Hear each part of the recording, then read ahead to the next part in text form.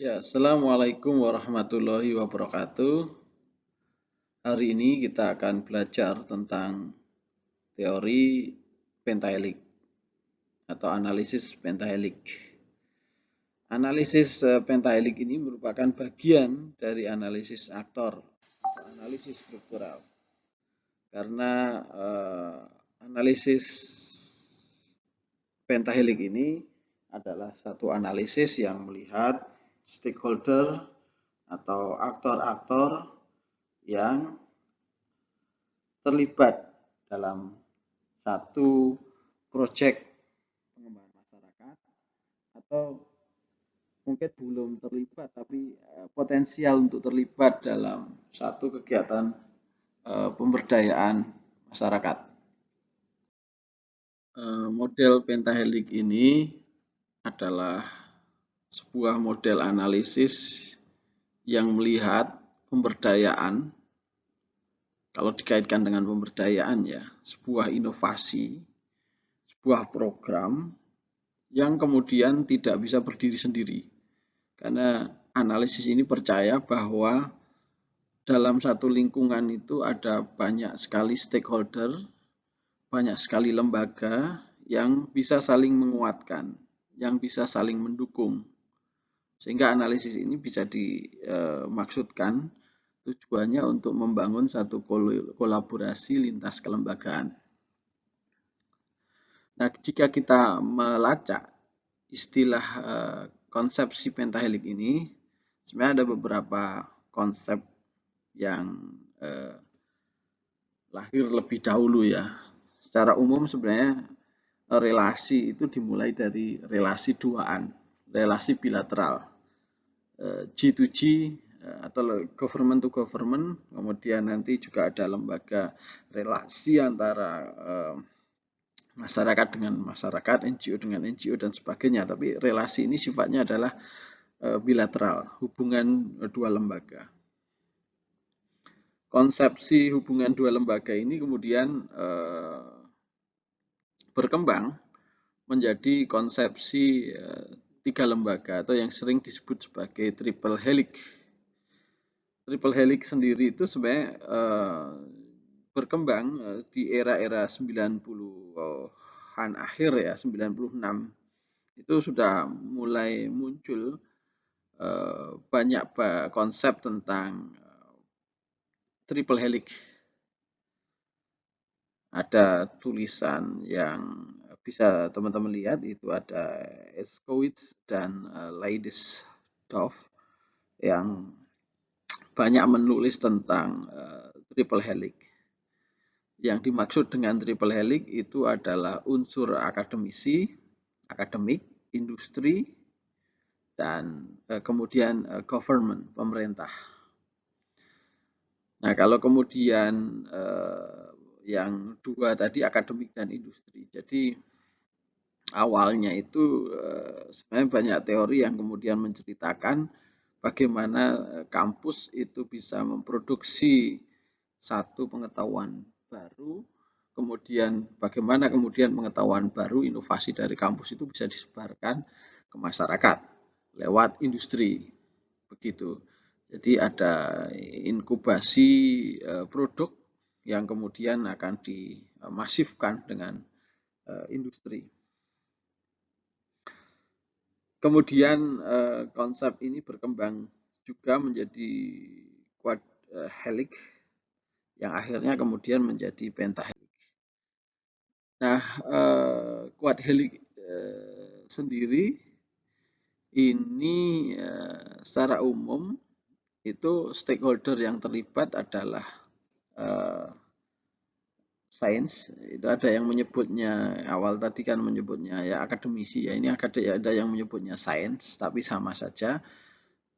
Kemudian policy itu adalah government, juga ada yang menyebutnya government, pemerintah. Kemudian industri, ada yang menyebutnya bisnis nanti. Kemudian society, atau ada yang menyebutnya nanti civil society.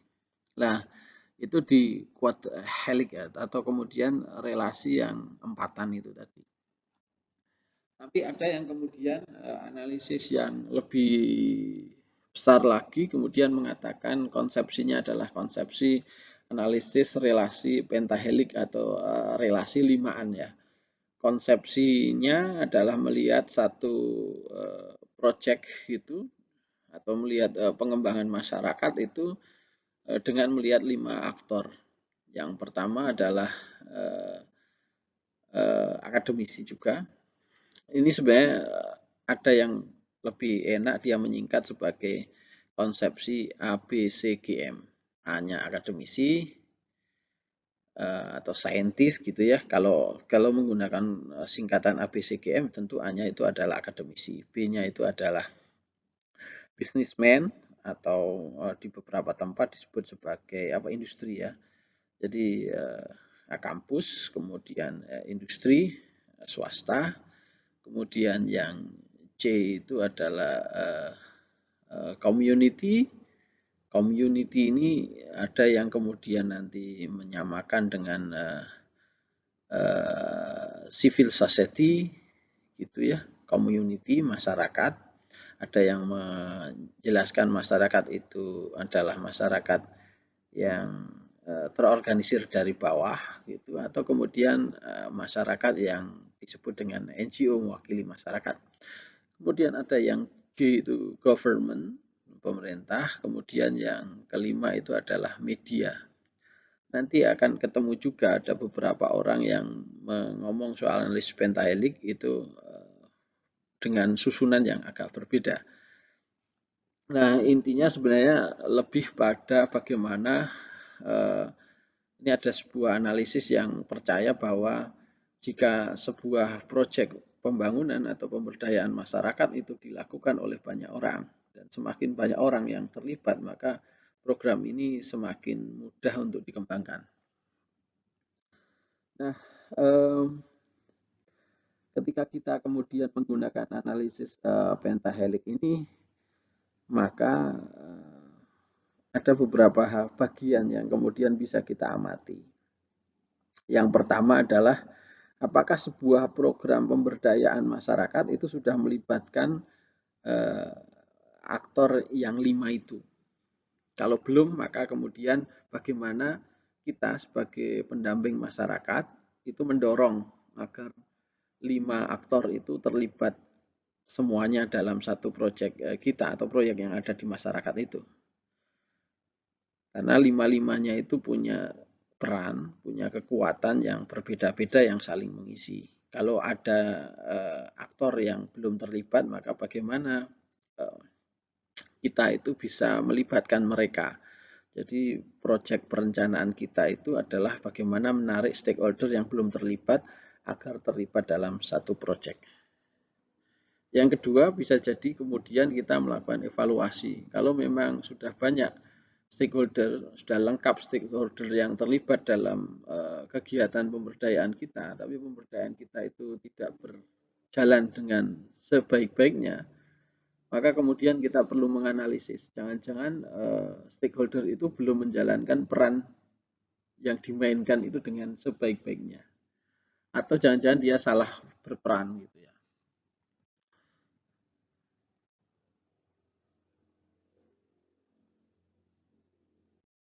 Nah, ini beberapa bagan yang saya ambilkan dari jurnal-jurnal yang menjelaskan tentang analisis helik itu tadi, analisis stakeholder dengan melihat aktor institusi yang terlibat ini. Nah, ini soal bentuk relasi. Ini triple helix ya, karena 3 aktor, 3 stakeholder yang terlibat. Analisisnya bisa kemudian seperti di bagian ini, yaitu yang dilihat adalah ini sebenarnya relasi antar unit, relasi duaan. Apakah analisis duaan ini terjadi atau tidak? Kalau yang sebelahnya ini ada analisis yang ya triple helix betul itu ya, relasi antara 3 stakeholder. Jadi relasinya bisa jadi baru memang terlibatnya 3, tapi kemudian dari 3 stakeholder yang terlibat dalam proyek kita itu ternyata mereka belum berkolaborasi 3-3-nya, tapi baru mungkin ini di sini adalah university sama industri terlibat, industri sama government juga terlibat, government sama industri juga terlibat, tapi belum kemudian menjadi satu kesatuan.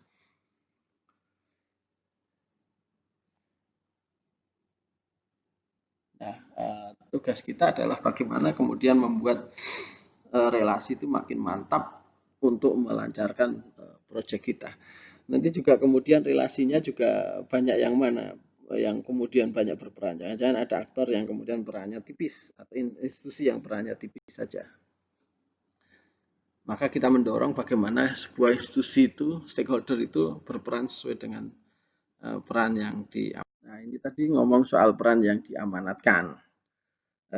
Tentu kalau kita ngomong peran yang diamanatkan itu ada banyak teori, saya pikir itu harus diturunkan dalam beberapa konsep, beberapa teori. Nah, di sini yang pertama saya ingin melihat misalnya ini kan sebenarnya ini triple helix ya, ini triple helix, ini triple helix. Yang jelas yang pertama ini ada yang disebut dengan akademisi, kampus, intelektual, saintis. Nah, saintis itu fungsinya adalah dia adalah memproduksi pengetahuan yang baru atau novelty tadi itu. Yang di dalamnya ada sebuah inovasi, program baru, pengetahuan baru. Nah, kampus itu memproduksi pengetahuan itu yang kemudian biar bisa dipraktekkan di masyarakat. Jadi kalau kita ngomong soal pemberdayaan masyarakat atau inovasi, bisa jadi program itu adalah kampus punya inkubasi, punya laboratorium, di situ mengembangkan model pemberdayaan, dan model pemberdayaan masyarakat itulah yang kemudian mau ditransfer, diterapkan di masyarakat. Adaptasi inovasi atau ada adaptasi atau kemudian adaptasi penolakan apa yang kemudian terjadi di masyarakat, bagaimana proses itu bisa diterima, inovasi dari kampus itu bisa diterima, itu bisa menjadi satu kajian tersendiri. Yang jelas kampus itu ya penjelasannya adalah dia harus memproduksi pengetahuan baru, inovasi-inovasi yang ada di masyarakat itu, atau kemudian dia bisa kemudian mendorong bagaimana inovasi itu bisa dipahami, dipraktekkan di masyarakat. Kemudian yang kedua, government. Government itu perannya adalah membuat legislatif kontrol ya. Ini bisa sebenarnya dia membuat policy, membuat kebijakan. Jadi misalnya ada konsep swakaikan. Bagaimana konsep swakaikan itu yang dikembangkan oleh kampus misalnya gitu ya, supaya dikembangkan oleh masyarakat. Kemudian pemerintah itu kemudian mendorong bagaimana agar swakaikan itu bisa diterapkan di masyarakat dengan membuat satu perda, peraturan daerah, kebijakan bahwa ini loh sungai ini ada swakaikan. Ini harus orang tidak boleh memanfaatkan sungai itu secara sembarang, harus kemudian menggunakan konsep swakaikan. Dia punya kebijakan. Selain itu, kemudian di sini ada businessman, industri. Industri sebenarnya harusnya memproduksi massal, pengetahuan atau inovasi itu, tapi bisa jadi kalau kita ngomong industri bisnis, maka kemudian industri ini yang dipunyai adalah dana ya, maka kemudian bagaimana program pemberdayaan masyarakat itu bisa didanai oleh industri. Tapi bisa juga kemudian dana itu juga dimiliki oleh government. Government itu juga punya dana juga. Kampus itu punya dana juga sebenarnya. Jadi kita bisa lihat perannya itu lewat itu tadi. Apakah kemudian dana, partisipasinya dalam bentuk dana, tenaga, pikiran, atau ide, atau apa gitu ya. Jadi bisa juga kalau kita ngomong soal bentuk partisipasi itu bisa soal partisipasi tenaga, partisipasi ide, partisipasi dana. Ini gampangnya seperti itu. Nah, kalau kita ngomong pentahelix maka ada aktor lain. Ini tadi kan A, kemudian ini B, businessman, kemudian ini G, government, kemudian harusnya ada C, community, bagaimana community itu perannya. Nah, bisa jadi community itu adalah tenaga yang dipunyai, perannya adalah bagaimana mempraktekkan dia berpartisipasi dalam satu program dengan tenaganya. Kemudian yang terakhir kalau kita menggunakan ABCGF itu ada M, media. Media bagaimana kalau kita punya proyek pemberdayaan masyarakat untuk pemasaran itu butuh media. Nah, ini salah satu bentuk beberapa peran yang dimainkan oleh masing-masing aktor, harus dimainkan oleh. Ini analisis lagi dalam satu jurnal bagaimana relasi antar government, community atau society, kemudian bisnis sama riset akademik. Jadi relasinya bisa agak rumit ya, saling timbul tenggelam gitu ya, saling mempengaruhi. Ini salah satu konsep juga pentahelix, tapi stakeholder yang dipetakannya berbeda. Ini belum ada media, ini belum ada M media, belum ada media, tapi di sini ada dua C-nya, citizen, community itu citizen, warga negara, sama NGO, civil society. Ini C-nya dua, ini C double ini. Jangan-jangan nanti tidak pentahelix, tapi tidak hanya limaan, tapi kemudian bisa enaman. Begitu. Ini pentahelix yang lain, dia memberikan nama yang berbeda selain ABCGM. Nah, ini yang ABCGM ya. Kita bisa lihat ini A, kemudian B, C, G, government, sama media. Ini relasi yang saling menguatkan. Ya, intinya analisis stakeholder ini adalah analisis